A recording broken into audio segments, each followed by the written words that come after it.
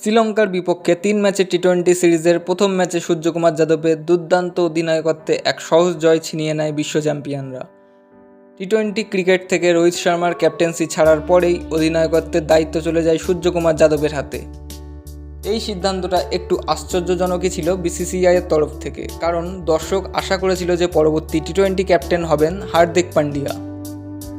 এই বিষয়ে কোচ ও সিলেক্টরকে প্রশ্ন করা হলে তারা জানান যে চোটের সমস্যার জন্য হার্দিক পান্ডিয়াকে ক্যাপ্টেন করা হয়নি, কারণ ক্যাপ্টেন হতে গেলে নিয়মিত দলের সঙ্গে যুক্ত হতে হবে, যেটা হার্দিক পান্ডিয়ার একটা নেগেটিভ পয়েন্ট ছিল। তো যাই হোক, শ্রীলঙ্কার বিরুদ্ধে ভারত প্রথম ম্যাচ খেলে নতুন কোচ গৌতম গম্ভীর এবং নতুন অধিনায়ক সূর্যকুমার যাদবের অধিনায়কত্বে। প্রথম ব্যাটে নেমে ভারতীয় দুই ওপেনার গিল ও জয়সওয়াল ভালোই স্টার্ট দিয়েছিলেন। গিল করেন 16 বলে 34 রান এবং জয়সওয়াল করেন 21 বলে 40।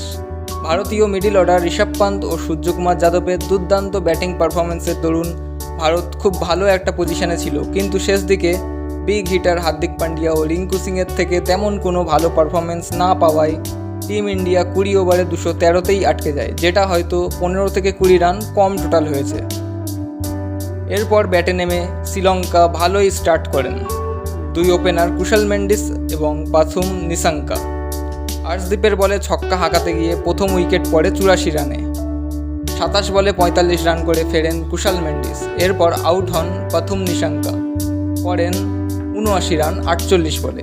কুশল পেরেরার আউট হওয়ার পর শ্রীলঙ্কা দিশেহারা হয়ে যায়। একসময়ের সহজে জিতে যাওয়া ম্যাচটা হেরে যায় এবং বিশ্ব চ্যাম্পিয়নরা টি-20 ওয়ার্ল্ড কাপ ফাইনাল ম্যাচের মতোই আবারও কামব্যাক করে।